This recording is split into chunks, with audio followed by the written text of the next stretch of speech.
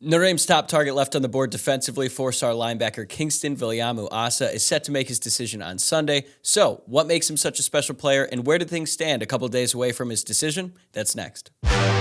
You are Locked On Irish, your daily podcast on the Notre Dame Fighting Irish. Part of the Locked On Podcast Network, your team every day.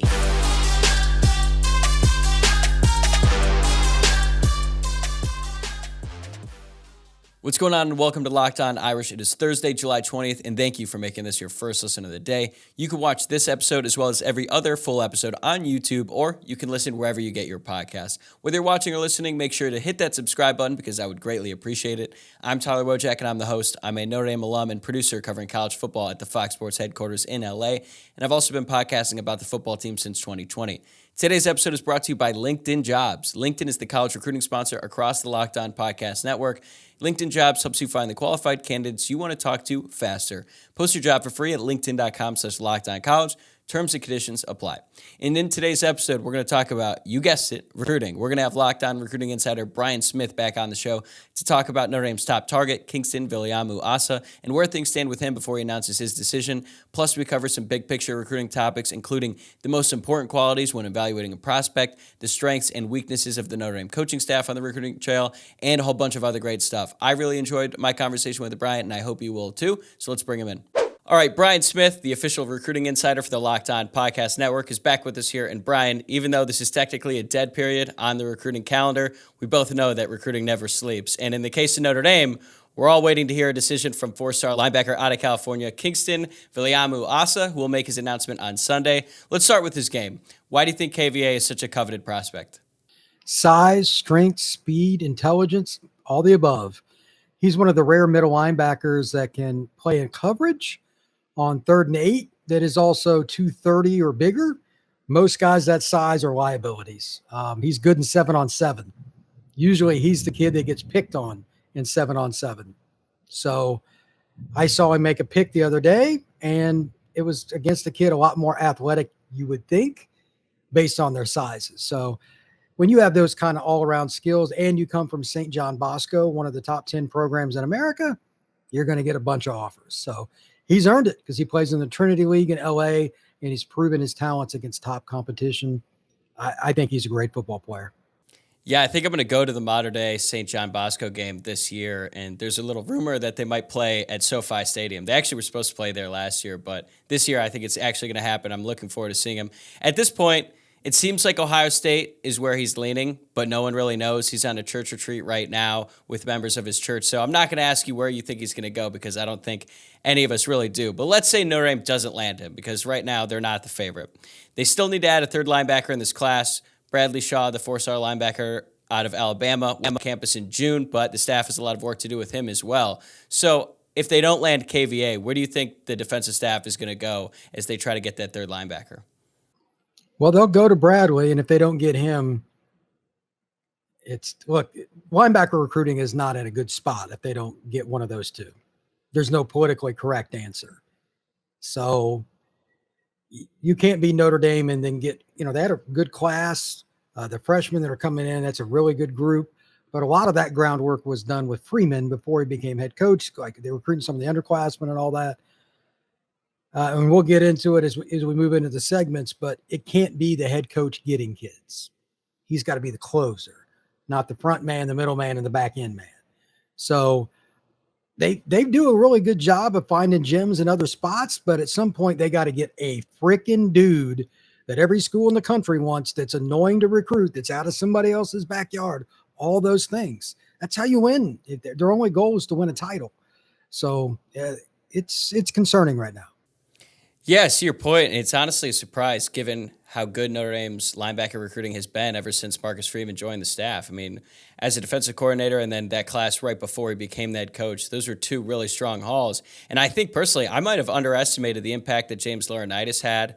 It seems like when he left and went to Ohio State, that really changed some things for some of the top guys that Notre Dame was looking at linebacker. But what do you think of Al Golden as a recruiter? Because he's certainly been under fire by some of the fan base lately. I'm not sure if it's fair or unfair, but he was the head coach at Miami. That's right in your backyard. What do you think of him? a long time ago, he was one of the top recruiters in the game. And I was listening to a podcast the other day, and somebody that coached at Notre Dame at one point, Greg Madison, pointed out, he said, this is a young man's game because you're on the road so much, etc. It's difficult. As coaches get older, I know it's kind of like picked on like age discrimination or something, but most guys that are older do not want to deal with recruiting. They don't, especially in the NIL era and all that. And look, everybody has their own opinion on the percentage of this, but somebody asked me, Brian, what percentage of it is coaching and development and what percentage of it is recruiting to win a title? And I say 80% recruiting. People don't want to hear that, but here's a little stat for you. Like, you're going to have 6 or 7 first round draft picks out of your 2 deep if you win a title based on the last few years. Most of those kids, we kind of knew they were going to be good. There's a few exceptions. I mean, they're fine, but it's 4 and 5 star kids that predominantly win titles. So either Al Golden has to figure it out or he got to go. It's one or the other. And I know that's not very friendly, but the defensive staff in general, other than Mickens, is not carrying their water. They're just not. Yeah, I get that. And it's not only that he's old, it's that he's already been in the NFL, and he's been in the NFL for the past several years. So going from that back to the college game where he has a better title as a defensive coordinator, he has to recruit. And like you said, that's not something that a lot of older coaches want to do. And I understand it, but I think that the way that defense plays this year, if they struggle a lot and then you add that on top of the recruiting misses on the Trail League, I think he's going to be under fire quite a bit. But I actually want to look ahead to the class of 2025 real quick because you've been on this topic for a while now. We all know that Notre Dame isn't located in an area of the country that is loaded with high school football talent. I think that's fair to say. But there's a lot of talented prospects coming out of Illinois and the Chicago area in the class of 2025, particularly on the front 7. So who are some of these guys and how can Notre Dame take advantage? Well, I mean, it's just location, man. If you look at, say, Clemson, let's just use Clemson because they were kind of the emergent team in the last 15 years. They still recruited the same areas. They just developed them better, and they won a few more recruiting battles, like Georgia, South Carolina, North Carolina, where they recruit. It's not rocket science. It's loaded, and they get a handful of kids from Florida. Notre Dame doesn't have that, to your point. So there's, off the top of my head, there's like 4 or 5 defensive linemen that are SEC, higher SEC level next year in Illinois. Names aside, in my lifetime, there's never been that number. And I followed recruiting since 1990. I'm not talking like he might be able to, like he can play upper echelon SEC level. A few of them have connections to certain schools, Espinosa or whatever his name is. His brother played at Iowa as a high pick, etc. He'll probably go to Iowa. But they've got one of the kids is coming and another might or whatever to this barbecue or whatever it is. If you can't get the kid, it's an hour and a half away. And again, we're talking about the defensive staff here. They got to hit home runs. You're not going to win. It's been proven over and over against Bama, Georgia, Clemson for D linemen down south. You're just not. And those are the kids you need to win titles. It's very awkward. It's just, they've got a monopoly. So when you have the rare chance to get kids out of your own backyard that are good enough to play at those schools at the critical spots that Notre Dame usually, has to take a lot of projects at, you can't miss. You got to hit on everyone that is legitimate academically, socially, and all that. Just because they're in Illinois doesn't mean they're interested in Notre Dame. But if they don't get at least 2 of those kids, I'm going to be pretty ticked because it's hand served to you. It's an hour and a half away, and a bunch of the coaches and people in those neighborhoods want to see those kids go to Notre Dame. They're going to hear about Notre Dame constantly. If you can't win those, then there's going to be a lot of coaching changes, in my opinion. Yeah, and you think back to some of the best defensive lines that Notre Dame has had recently. They got a lot of guys out of the Midwest. The first one that comes to mind is Khalid Kareem. He was from Michigan. Oh, the Michigan. Yeah. They had like 3 in that one class from right. It was crazy. And Kareem was committed to Alabama at one point, but they managed to get him to stay in the Midwest. And now Notre Dame already lost out on Justin Scott to Ohio State. So it hurts even more when you're losing to another Midwest school, because if you lose to Georgia and Alabama, at least you can be like, all right, they're at the top of college football. You can sort of understand it, but you can't continue to lose guys to schools in the Midwest. And if KVA ends up going to Ohio State, even though he's located in California, that's still another big loss. This episode of Locked On Irish is brought to you by LinkedIn Jobs. These days, every new potential hire can feel like a high-stakes wager for your small business. You want to be 100% certain that you have access to the best qualified candidates available. That's why you have to check out LinkedIn Jobs. LinkedIn Jobs helps you find the right people for your team faster and for free. Personally, I was the beneficiary of a LinkedIn Jobs post a couple years ago. In between working at ESPN and Fox, I found a job opening at a production company called Religion of Sports on LinkedIn Jobs, and they made it easy to contact the hiring manager, learn more about the role, and eventually I got the job. LinkedIn also makes it incredibly easy to create a free job post on LinkedIn Jobs. All you have to do is add your job and the purple hashtag hiring frame to your LinkedIn profile to spread the word that you're hiring. Simple tools like screening questions make it easy to focus on candidates with just the right skills and experience so you can quickly prioritize who you'd like to interview and hire. We all know hiring people can be time-consuming, but adding the right team member can be invaluable to your business, and LinkedIn Jobs makes it easier than ever. It's why small businesses rate LinkedIn Jobs #1 in delivering quality hires versus leading competitors. LinkedIn Jobs helps you find the right qualified candidates you want to talk to faster. So post your job for free at linkedin.com/lockedoncollege. That's linkedin.com/lockedoncollege to post your job for free. Terms and conditions apply. Let's be positive here for a second. I was just wondering, big picture, based on your sources and just doing this for a living, what do you think is the biggest strength of Marcus Freeman and the Notre Dame coaching staff as a whole and how they operate? What is their biggest strength when it comes to recruiting? Like, is there something that they're doing that's better than anybody else, or something that's innovative, things like that? I think it's their evaluation, excuse me, of players across the board. They don't really care what guys like I think or whatever. They go recruit kids that fit their profile for what they want to do long term. Kind of, hear that. I know it's boring. Stick to the plan, blah, blah, blah, stick to the it doesn't change. That's what they're doing.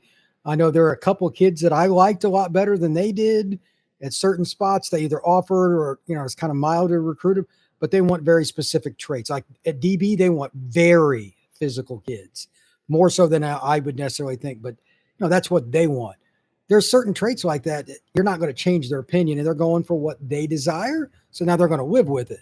But at the same time, they also got Benjamin Morrison last year. So they can kind of figure it out. I'm curious to see, like, Mookum last year was a kid they got late in the process after Keeley flipped. He only played like 6-8 games. Yeah. But I was barely been playing football.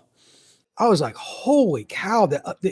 He's a classic boomer bust kid, because athletically he's as gifted as it gets, but his technique is terrible. Like you said, he's barely played football.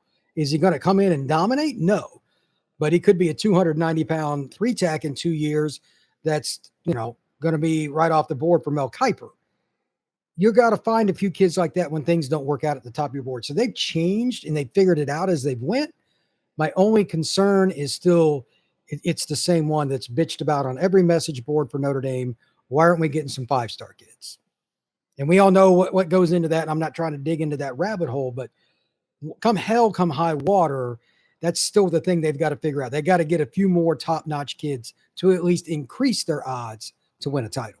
I want to get to that, but first I want to ask you about the evaluation, because I think that's really interesting to me, because you watch a lot of tape. That's one of the things that I really respect about your work, is that you actually watch it yourself and you're formulating your own opinions and you're not being swayed by what other people say. But the tape doesn't always tell the entire story with every prospect. There's so many other factors that will determine if a player is going to be good at the next level, like work ethic, coaching, situation, like any number of things. So when you're evaluating prospects, what are the most important qualities you look for on and off the field? Well, on the field, it's explosiveness and being physical. There's a kid, I won't say who it was, but somebody said, hey, go look at this kid. This is 5-6 years ago. Notre Dame's taking a look at him. Tell me what you think. They like him at DB. I go watch the kid. He was playing receiver mostly for his high school that night. And he was the most non-physical player on the field. And I said, he's a track star, but he's a terrible football player. The kid ended up going to a different school, big name school, and he was done immediately. He didn't want to hit anybody. He just wanted to run around. Well, if you want to run track, go run track. But it's the same thing I said. Like, he wouldn't tackle anybody. He just wanted to make guys miss and run. He's not a football player. So that's one. And then the other one is the ugly side of this, especially with all the crap that's going on with NIL. And I kind of have my own tracking measurement that I'm working on right now about schools that really focus on it, how the rosters develop and how well they get into the playoff chemistry, because I know I've had some background with some kids talking about it doesn't always work out well with the chemistry of the team, guys that get paid and guys that don't. But if you really look at it, just the people around them, the coaches, like there's certain schools down here in Florida, if I call a coach and I say, I see your kid got X, Y, and Z offers, obviously that's good. I said, now tell me, did he get offers because he's a dude or because he's a dude and he'll go to class and he's not an idiot? They know me because I ask them the same questions every year. And there's certain coaches I trust more than others, but it's that off the field stuff that Notre Dame wants to know about. These elite players, a moron can scout most of them. It's like Notre Dame, it's just a different deal. I got to go to class. I've got to plan a long-term schedule. I've got to get an internship. It's business proposals, etc. It's a lot of time away from football that at a lot of state youth schools, you just don't have to do. So I'm respectful for how Notre Dame does that because they're still graduating an insane amount. And I kind of look at it from the same because a lot of schools are struggling now keeping kids that are even good students because there's a lot of bad fits and they're screwing up their rosters. So these rankings, I don't look at them quite the same as others. For one, quarterback needs to be ranked in a completely different way for your classes instead of everything being equal. That's another story. But how do you get chemistry? How do we grade that?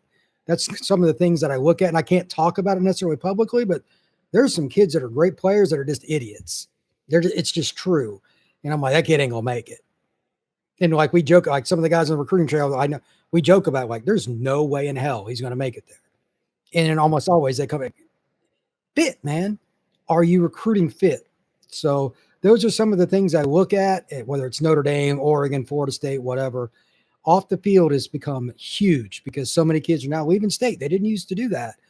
Over half the kids in Florida now, they hit the road. It's unbelievable. It used to be polar opposite down here in Florida.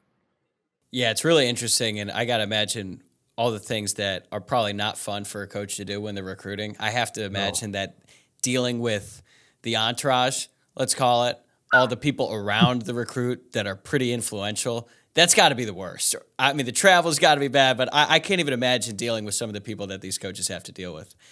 Outside of quarterback, what do you think is the toughest position to evaluate?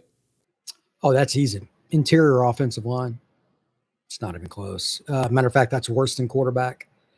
Is it the size disparity, like at the high school level? Oh, that's part of it. But there's numerous factors that go into O-line. And I'm not an O-line coach, but a buddy of mine is, and I always ask him questions. But to think about this, most of the film that you see at the high school level is from the side. If you're an interior offensive lineman, I can't even see your hand placement and stuff.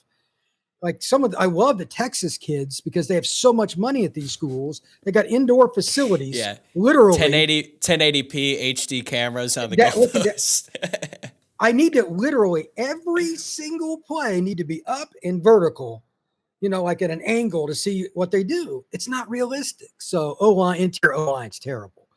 Tackle, you can see a little better, but it still comes down to how well they move in space. Are they physical, and can they bend at the knees? Those basic things. If you can do those things, you can get a kid bigger and stronger, and he can learn the playbook. Still athleticism above all else. Yeah, that makes sense. Now, getting back to the Notre Dame coaching staff, we talked about what they do well. What do you think that they could be doing? Maybe it's one thing, maybe it's multiple things that you think this staff could be doing better. That doesn't have to do with like the limitations that they don't have any control over. Like I don't fault the staff that the school is located in northern Indiana. That's fair. They've been battling that since, is it, 1842 or whatever it is? Yeah. But I think the biggest thing is still the number one thing in society, communication. It's one thing to call a young man. It's another thing to connect with him. And sometimes, to use an example, Davion Dixon connects with about anybody. He's the 25 kid from Miami. He actually transferred to Miami Palmetto recently. Smart kid, military family, all those things. He'll be fine. But he connects with the coaching staff. He likes Al Washington. He likes Marcus Freeman, blah, blah, blah. Again, easy kid to get along with. So how good a barometer is that? More importantly, how do you get along with the kid that's a little edgy, that's a little more difficult, which usually those kids are corner and D-end.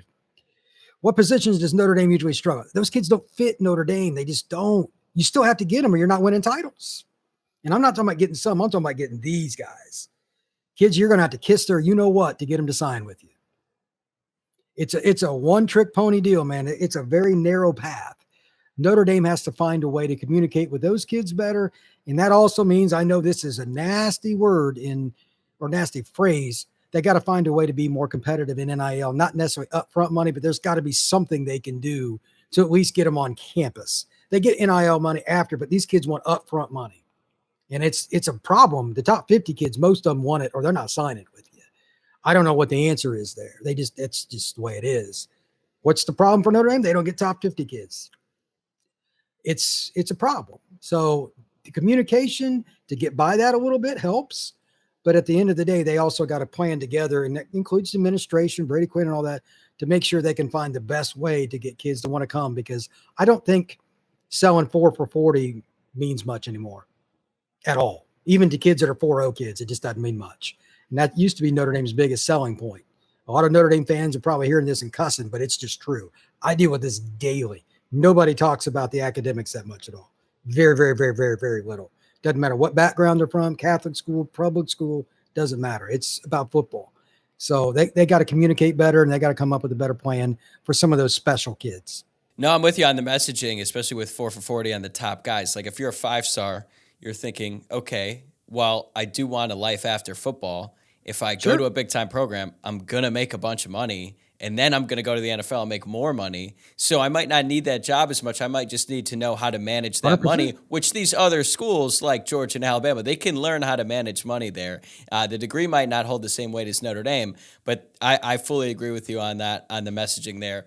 I am a little bit surprised that you said communication, because when Marcus Freeman came on staff as a defensive coordinator, that was one thing that he really preached. It was building relationships with these recruits, with their families, and all of that. So do you think that has taken a step back a little bit since he became the head coach? I don't think it is for Marcus. I'll let you figure out where I'm pointing here. There are certain guys on the staff just aren't very good recruits. I'm starting to think it's on the defensive staff based on how this is going so far. And I'm a very blunt guy, and I know this isn't friendly. Again, I think 80% of college football is recruiting. If something didn't definitively change this season between now and signing day, there would be 3 guys that I would not have on my coaching staff, period. You're not beating Georgia and Alabama how you're recruiting on defense. End of story. And that means you got to fire friends. This is a litmus test. Will you fire friends? Good coaches have bad friendships because they fire their friends. It is what it is, bro. So either I don't care how well they coach this year. If you cannot recruit at a top-notch level, you got to go. It's a checkbox. Yeah, and it's the thing that Freeman said over and over again when he was introduced as the head coach. He said, we're going to hire the best recruiters. We're going to recruit the best. And so far, it hasn't lived up to that. But I want to close out with a couple questions that pertain to you. You've been doing this for a long time. You followed Notre Dame for a long time. Is there a prospect out there who was kind of under the radar that you were super high on and then delivered at the next level, more so than any other player? Golden Tate. It's a weird, Minchie, same high school. Yeah, it's Tennessee, right? Yeah. Yeah. He was a kid that played running back in high school, and you had to do some projection with it. Notre Dame took quite a while to offer, and it was kind of a weird deal because you could see his explosiveness, but Charlie Weiss was the coach at the time, and he wanted polished, ready. He was going to have to teach him receiver. He knew nothing, but he just ran by. Yeah, just give him the ball. A couple years ago, a great stat, like he had the most make you miss plays in the NFL, even later in his career. Dude, that's just God-given ability. The guy in a phone booth, he makes you miss. Can't teach it, and that's how you get yak. So he's one of the greatest players in Notre Dame all time, and he's a 3-star guy. Yeah, he was unbelievable. One of my favorite players to watch ever, because every time he had the ball, it was nothing but excitement. He sure as hell let the defender know about it too. That touchdown he was arrogant as all. Oh my God! Do you remember that touchdown he had against? This is going way back. This is USC 2009. He had a catch in the end zone. It was double covered. Taylor Mays, who also talked quite a lot for USC, caught it. And I think he threw the ball at him. That was great. All right. Now on the flip side of that. Was there a prospect who committed to Notre Dame that you just missed on, that you were really high on, and he ended up being a disappointment? Been a lot of them, but usually it's injury related. So I hate to. Yeah, let's not count those. Wow, one guy. That's almost impossible. Forget the guy that signed with Notre Dame at quarterback the year after Clausen. What was his? Ended up transferring to Kansas. Oh, Dane Christ. Dane Christ. That dude had. There's one John Elway arm, but his arm wasn't. I mean, it was insane. He was very soft mentally in terms of taking coaching and stuff. Couldn't handle it, and he just never got better. I mean, he could have been a 10-year NFL player, no problem. Just wasn't strong enough above his shoulders. I hear you. Well, be sure to check out Brian's YouTube page, The Florida Football Scout, and be sure to check out all the work he does across the Locked On Podcast Network. Brian, I always appreciate the time, man. Stay cool out there in the Florida sun, and I'll talk to you again soon. All right, buddy. Take care.